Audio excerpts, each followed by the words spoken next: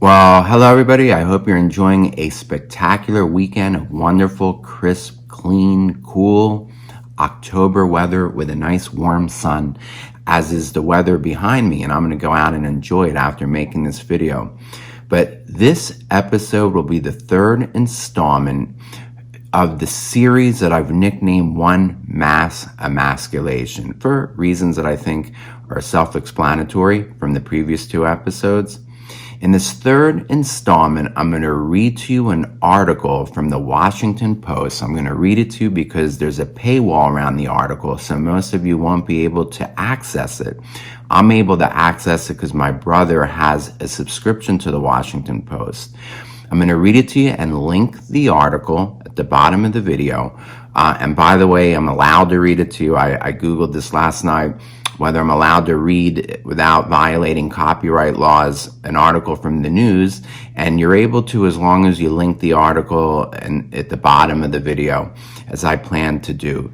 Now, why am I reading this article? Because Israel's own media picked up on it last night and cited it exhaustively. Okay, now what's going on with that?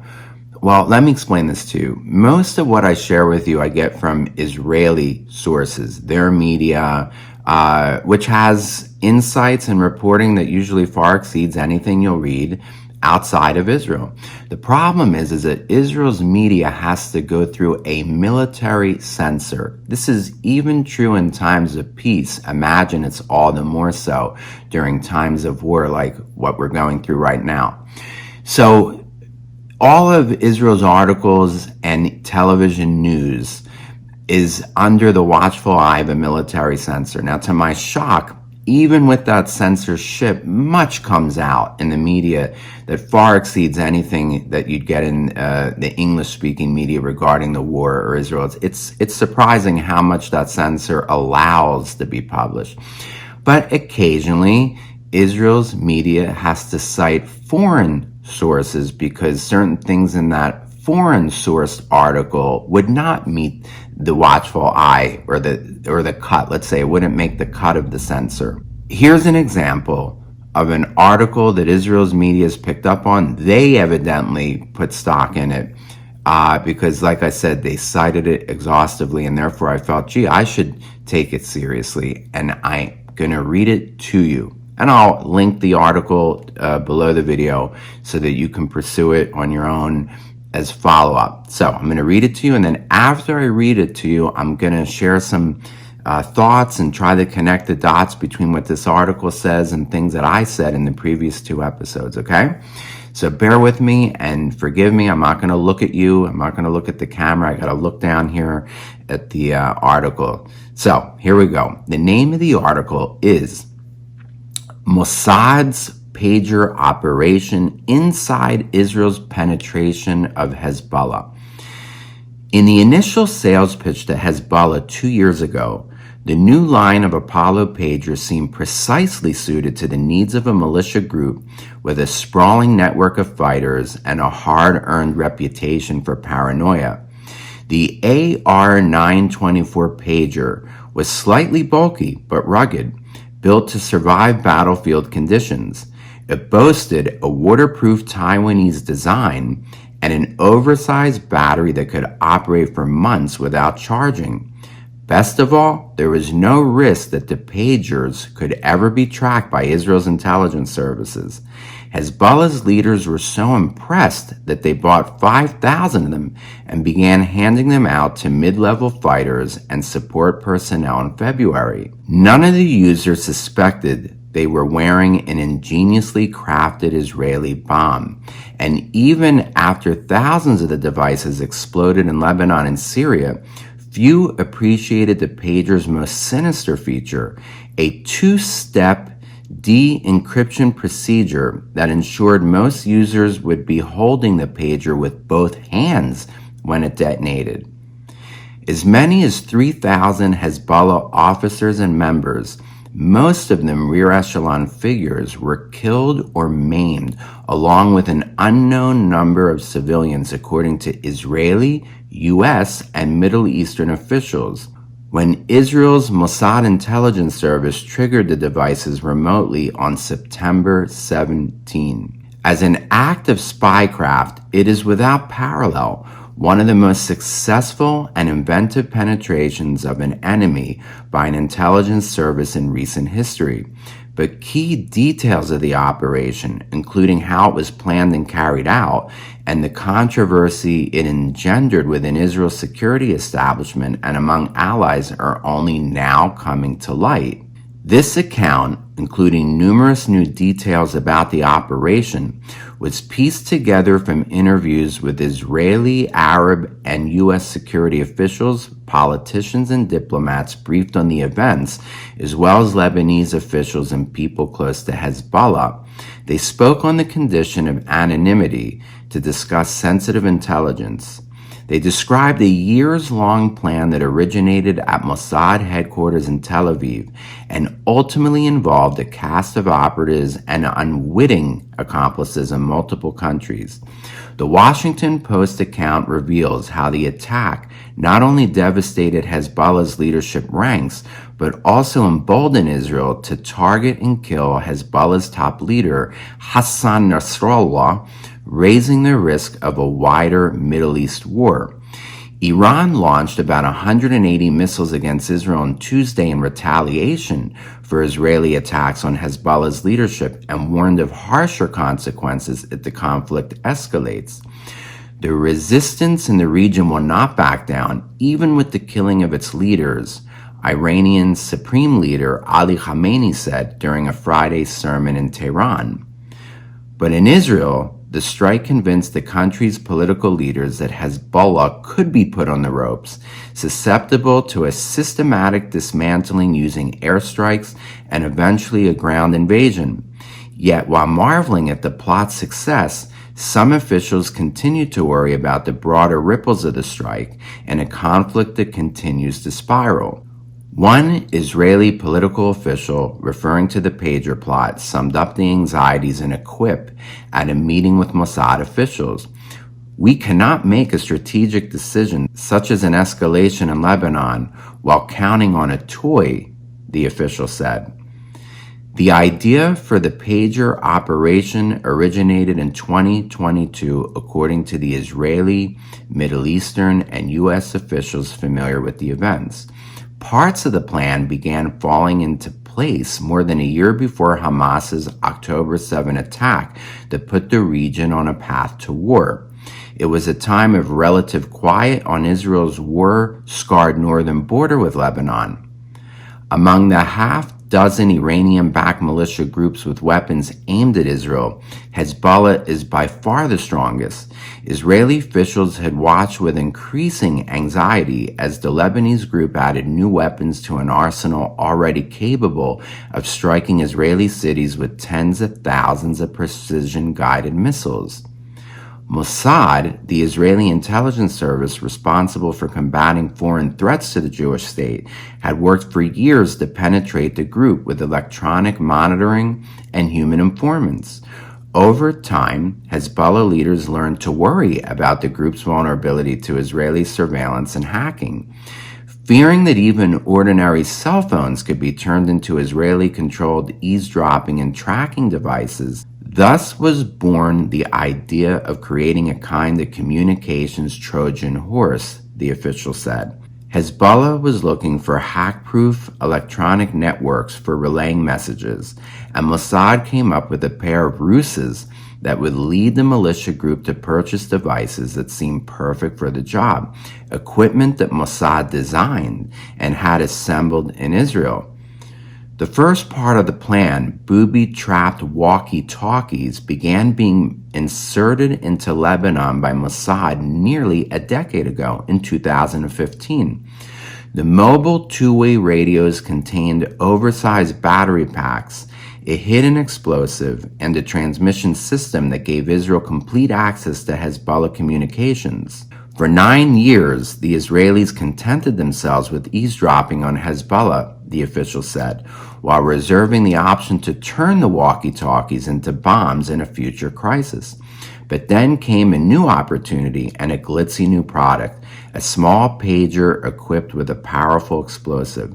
In an irony that would not become clear for many months, Hezbollah would end up indirectly paying the Israelis for the tiny bombs that would kill or wound many of its operatives. Because Hezbollah leaders were alerted to possible sabotage, the pagers could not originate in Israel, the United States, or any other Israeli ally. So in 2023, the group began receiving solicitations for the bulk purchase of Taiwanese branded Apollo pagers, a well-recognized trademark and product line with worldwide distribution and no discernible links to Israeli or Jewish interests. The Taiwanese company had no knowledge of the plan, officials said. The sales pitch came from a marketing official trusted by Hezbollah with links to Apollo. The marketing official, a woman whose identity and nationality officials declined to reveal, was a former Middle East sales representative for the Taiwanese firm who had established her own company and acquired a license to sell a line of pagers that bore the Apollo brand. Sometime in 2023, she offered Hezbollah a deal on one of the products her firm sold, the rugged and reliable AR-924. She was the one in touch with Hezbollah and explained to them why the bigger pager with the larger battery was better than the original model, said an Israeli official briefed on details of the operation. One of the main selling points about the AR-924 was that it was possible to charge with a cable and the batteries were longer lasting, the official said. As it turned out, the actual production of the devices was outsourced and the marketing official had no knowledge of the operation and was unaware that the pagers were physically assembled in Israel under Mossad oversight, officials said. Mossad's pagers, each weighing less than 3 ounces, included a unique feature, a battery pack that concealed a tiny amount of a powerful explosive, according to the officials familiar with the plot. In a feat of engineering, the bomb component was so carefully hidden as to be virtually undetectable, even if the device was taken apart, the official said. Israeli officials believe that Hezbollah did disassemble some of the pagers and may even have X-rayed them. Also invisible was Mossad's remote access to the devices. An electronic signal from the intelligence service could trigger the explosion of thousands of the devices at once. But to ensure maximum damage, the blast could also be triggered by a special 2-step procedure required for viewing secure messages that had been encrypted. You had to push 2 buttons to read that message, an official said. In practice, that meant using both hands. In the ensuing explosion, the users would almost certainly wound both their hands, the official said, and thus would be incapable to fight. Most top elected officials in Israel were unaware of the capability until September 12th. That's the day Prime Minister Benjamin Netanyahu summoned his intelligence advisors for a meeting to discuss potential action against Hezbollah, Israeli officials said. According to a summary of the meeting weeks later by officials briefed on the event, Mossad officials offered a first glimpse into what had been one of the agency's most secretive operations. By then, the Israelis had placed booby-trap pagers in the hands and pockets of thousands of Hezbollah operatives. Intelligence officials also talked about a long-held anxiety. With the escalating crisis in southern Lebanon, there was a growing risk the explosives would be discovered. Years of careful planning and deception could quickly come to naught. Across Israel's security establishment, an intense debate erupted, officials said. Everyone, including Netanyahu, recognized that thousands of exploding pagers could do untold damage to Hezbollah, but could also trigger a fierce response, including a massive retaliatory strike by surviving Hezbollah leaders, with Iran possibly joining the fray. It was clear that there was some risk, an Israeli official said. Some, including senior Israeli Defense Forces officials, warned of the potential for a full-fledged escalation with Hezbollah, even as Israeli soldiers were continuing operations against Hamas in Gaza. But others, chiefly Mossad, saw an opportunity to disrupt the status quo with something more intense. The United States, Israel's closest ally, was not informed of the booby trap pagers or the internal debate over whether to trigger them, U.S. officials said. Ultimately, Netanyahu approved triggering the devices while they could inflict maximum damage.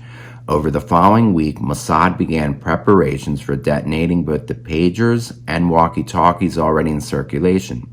In Jerusalem and Tel Aviv, meanwhile, the debate over the Hezbollah campaign extended to include another profoundly consequential target, Nasrallah himself. Mossad had known of the leader's whereabouts in Lebanon for years and tracked his movements closely, officials said. Yet the Israelis held their fire, certain that an assassination would lead to an all-out war with the militia group and perhaps with Iran as well. American diplomats had been pressing Nasrallah to agree to a separate ceasefire with Israel without links to the fighting in Gaza, hoping for a deal that could lead to the withdrawal of Hezbollah fighters from the southern Lebanese bases that threatened Israeli citizens and communities near the border. Senior Israeli officials said they voiced support for the ceasefire proposal, but Nasrallah withheld his consent, insisting on a ceasefire for Gaza first, U.S. and Middle Eastern officials said. Some senior political and military officials in Israel remain deeply uncertain about targeting Nasrallah, fearing the fallout in the region. On September 17, even as the debate in Israel's highest national security services about whether to strike the Hezbollah leader raged on, thousands of Apollo-branded pagers rang or vibrated at once all across Lebanon and Syria. A short sentence in Arabic appeared on the screen. "You received an encrypted message," it said. Hezbollah operatives dutifully followed the instructions for checking coded messages, pressing two buttons. In houses and shops, in cars and on sidewalks, explosions ripped apart hands and blew away fingers. Less than a minute later, thousands of other pagers exploded by remote command, regardless of whether the user ever touched his device. The following day, on September 18, hundreds of walkie-talkies blew up in the same way, killing and maiming users and bystanders. It was the first of a series of blows aimed at the heart of one of Israel's most ardent foes. As Hezbollah reeled, Israel struck again, pounding the group's headquarters, arsenals, and logistics centers with 2,000-pound bombs. The largest series of airstrikes occurred on September 27, 10 days after the pagers exploded. The attack, targeting a deeply buried command center in Beirut, was ordered by Netanyahu as he traveled to New York for a United Nations speech in which he declared, speaking to Hezbollah, "Enough is enough. We will not accept a terror army perched on our northern border, able to perpetrate another October 7-style massacre," Netanyahu said in a speech. The next day, September 28, Hezbollah confirmed what most of the world already knew. Nasrallah, the group's fiery leader and sworn enemy of Israel, was dead. Suad Mechanet reported from Tel Aviv, Jerusalem, Dubai, and Amman, Jordan, while Joby Warwick reported from Washington and Amman. And that's the latest installment. Remember the Hebrew phrase that I shared with you a couple episodes ago? Nechon la'achshav. In other words, more facts, more light as we know things up to this point. Now, I do want to sort of try to piece what we just read with things that I've mentioned in previous episodes, which is this. The article mentions a woman, a key woman figure at the center of all this, who Hezbollah trusted, for she had worked in the Middle East, and I had read elsewhere she had worked with Arab-related NGOs or United Nations-related NGO. An NGO is a non-governmental organization. And she had gained the trust and was probably even sympathetic to the Arab cause. Now, I mentioned her by name in the first of the 3 episodes called One Mass Emasculation, okay, episode 1 of the series on the pagers.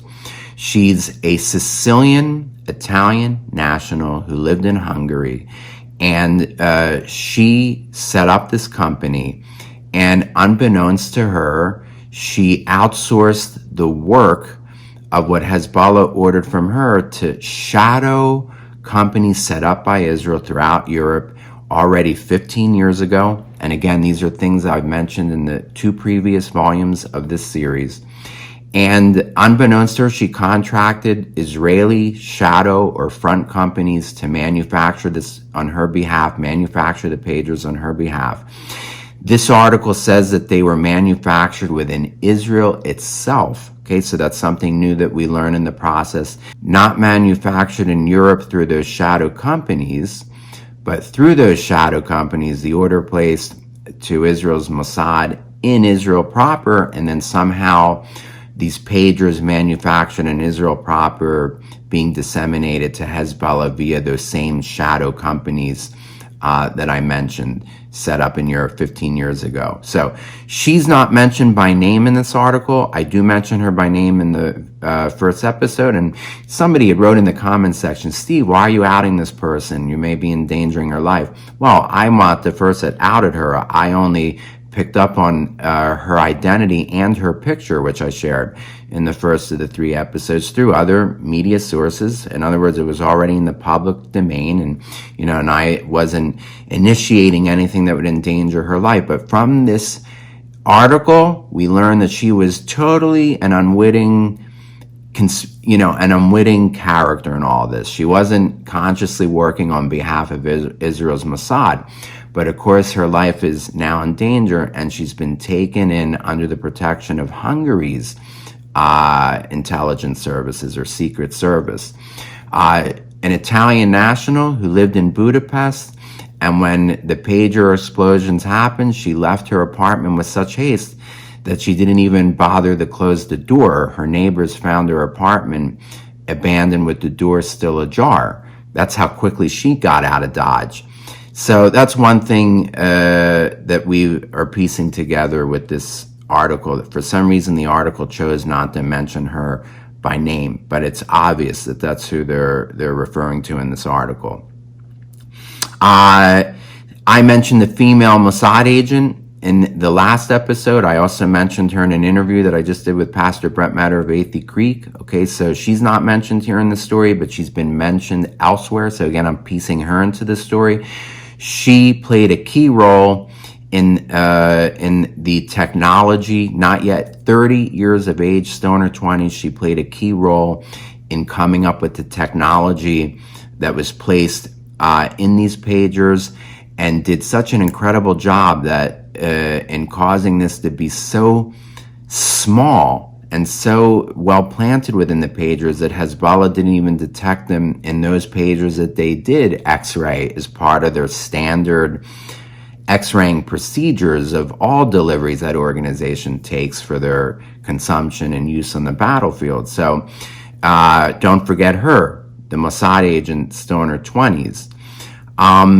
So the latest, Nahon La'achshav, remember in Hebrew, as we understand things up to this point, as we try to sew together the bits and pieces that I'm picking up here from Israeli sources and now from this American source in the Washington Post. And that's the latest. And now, folks, we're sitting and waiting for Israel's response, which most believe will be a crushing response to Iran's ballistic missile attack on Israel a few days ago. It could happen at any moment. It could happen even before this day ends. It could happen tomorrow on the anniversary of the October 7 attacks. What a year it's been. I can't believe that it's been a year. It seems like yesterday when 2 girls that I had guided from a tour with Calvary Chapel, Fort Lauderdale, came to my area where I live here in the United States to visit me as a send-off before beginning my fall season that I was supposed to begin. I was scheduled to take off on October 8th, the day after these attacks began. One of the girls who came to visit me that couple days before sent me a text on the morning of October 7th saying, Steve, are you going to still board the plane now that war's broken out in the Middle East? I had no idea what she's talking about. I figured that she was sort of overblowing things. It was probably just a routine rocket attack from the Gaza Strip. I turned to the media and I realized, my gosh, a war of biblical proportions has just broken out. And I was supposed to begin my season the next day, October 8th. By the grace of God, I did not get on a plane. A day later, I was spared a day. Otherwise, I would have been caught up in all of this stuff and not able to even make it back to the United States, as all the air traffic out of Israel had shut down then for a couple weeks. So, saved by the grace of God, that I never boarded a plane and got caught up in all this. But as I look back on the last year, I just can't believe how quickly it's gone and the twists and turns that this story has taken. I predicted when this war broke out that the ripple effects of this war and the directions this war would go in would far exceed most people's imaginations. And it has, and it's not over yet. And we're about to see the next chapter of the saga, Israel's response to Iran, which will be massive, which will be painful, and we have no idea how Iran will respond to it. So we sit on the edges of our seats and we await for the next chapter in the saga, which can happen in any moment, even today. So stay tuned, and I'll give you an update as soon as things happen with Iran. I also started a series a couple of weeks ago called Making Sense of the End Times. I only got one installment off so far because events in the Middle East took over, and most of my episodes have now had to do with war updates. But I do plan on a second installment of Making Sense of the End Times, in which I introduced a new cast of characters to the story: Islam, the Muslims, and the so-called Palestinians. So stay tuned for that episode as well. This is Steve, the tour guide, wishing you a spectacular day wherever you are. And thanks for joining me. And I'll see you soon. Take care. Bye-bye.